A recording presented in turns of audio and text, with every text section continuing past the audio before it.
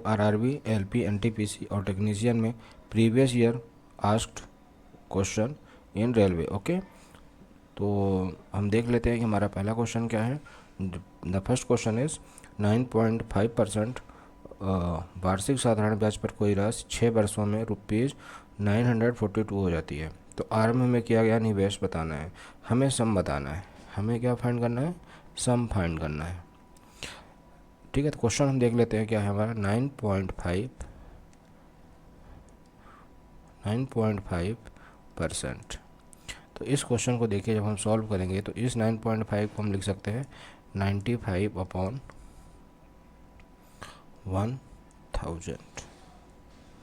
Okay, अब ये कितने ईयर के लिए है? 6 ईयर के लिए है। तो इसको हम कट कर लेते हैं, तो ये हो जाएगा हमारा 19 और ये हमारा हो जाएगा 200। यहाँ पे हम 6 का मल्टीप्लाई कर लेते हैं तो 3 और ये हो जाएगा आपका 100। तो हो जाएगा टोटल आपका 57/100। यहाँ से हमें ये समझ में आया कि जो हमारा सम है, अगर हमारा सम कितना रहता है 100 रुपीज़ है, तो हमें 57 रुपीज़ का इंटरेस्ट मिलेगा। ओके, 57 रुपीज़ का इंटरेस्ट मिलेगा आफ्टर 6 ईयर। तो अब क्वेश्चन क्या हमें यहाँ से जानकारी मिल रही है कि हमें अगर इतना इंटरेस्ट मिल रहा है तो हमारा क्या हो जाएगा, टोटल अमाउंट कितना हो जाएगा 157। इन दोनों को सम करने पर हमें टोटल अमाउंट मिल जाएगा। यहाँ से हम देख रहे हैं कि ये हम, लेकिन क्वेश्चन में 157 ना होकर कितना है 942। तो इसको हम कंपेयर कर लेंगे 942 और इसमें हम किसका मल्टीप्लाई करेंगे 6 का, तब जाके हमें क्या मिलेगा 942। तो अब हमें क्या फाइंड करना है 100। तो 100 क्या हो जाएगा 100 इंटू 6। हमें इधर भी किसका मल्टीप्लाई करना पड़ेगा 6 का मल्टीप्लाई करना पड़ेगा। तो हमें क्या मिल जाएगा 600। मतलब जब हम क्या करेंगे 600 रुपीज़ का मल्टीप्लाई करेंगे, क्या करेंगे 600 रुपीज़ इन्वेस्ट करेंगे, तो हमें क्या मिलेगा 9.5% के रेट से 6 ईयर में 942 रुपीज़ मिलेगा। तो हमारा आंसर क्या हो जाएगा 600। नेक्स्ट क्वेश्चन देख लेते हैं हमारा क्या है। ₹1600 की राशि पर 6 साल की अवधि के लिए 5% वार्षिक साधारण दर पर अर्जित ब्याज कितना होगा। The interest earn on 1600 rupees at the rate of 5% simple interest per annum for 6 years would be. तो यहाँ पर हम देखते हैं कि हमें क्या क्या लिखा हुआ है। हमें सम दिया हुआ है, सम कितना है 1600 और क्या दिया है ईयर दिया हुआ, ईयर हमें है 6 और रेट कितना दिया है हमें 5%। तो देखिए यहाँ से हम क्वेश्चन सॉल्व करेंगे। 5% इक्वल टू हम क्या लिख सकते हैं, दिस इज़ द 5/100। इसको अगर आप कट करना चाहते हैं तो कितना हो जाएगा 1/20। ठीक है, अब 1/20, अब इसमें हम किसका मल्टीप्लाई कर देंगे टाइम का, 2 3 जा एंड 10 जा। तो आंसर कितना आ जाएगा 3/10।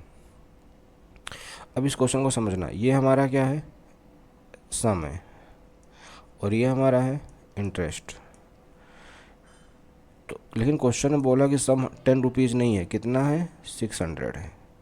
तो इसमें हम 160 का मल्टीप्लाई कर देंगे अगर 10 का, तो हमें 1600 मिलेगा। तो इधर भी हमें किसका मल्टीप्लाई करना पड़ेगा 160 का, तो हमें क्या हो जाएगा 480 रुपीज़ का इंटरेस्ट आएगा। ओके, तो आपसे यही पूछा है कि साधारण दर पर अर्जित ब्याज कितना होगा। तो ब्याज कितना होगा 480 रुपीज़।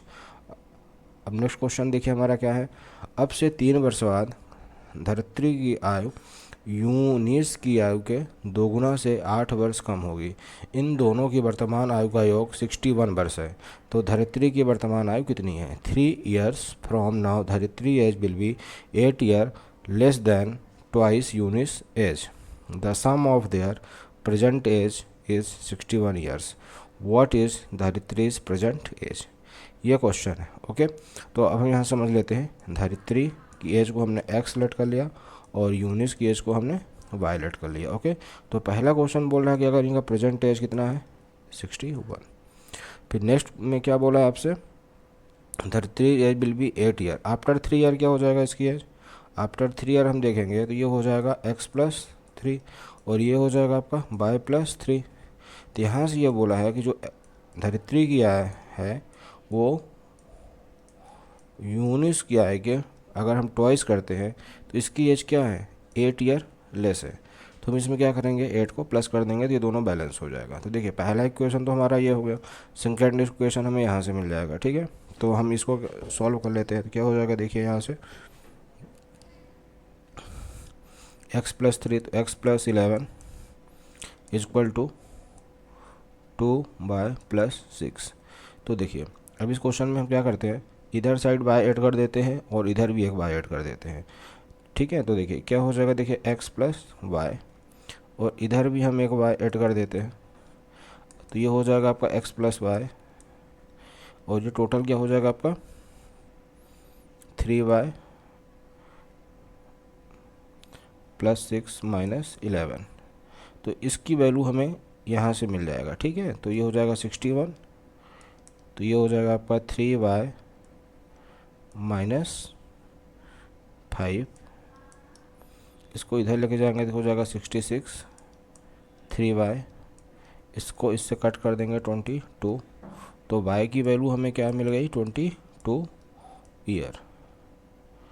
टोटल कितना था 61, तो 61 में से अगर हम माइनस कर दें 22 को तो हमें कितना आ जाएगा 9 और 3, तो आंसर कितना हो जाएगा 39 ईयर। तो ये क्वेश्चन आपको समझ में आ गया होगा, इस तरह से हम करेंगे।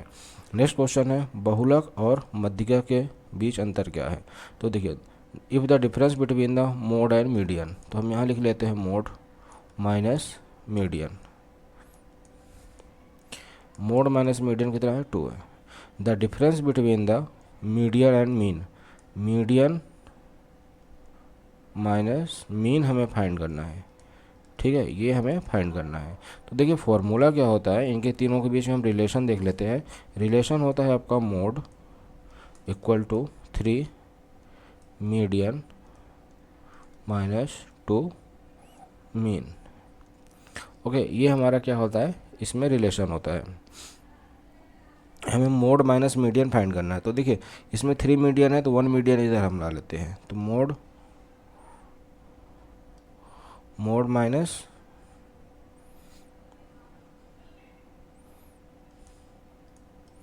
मीडियन, तो कितना हो जाएगा ये 2 मीडियन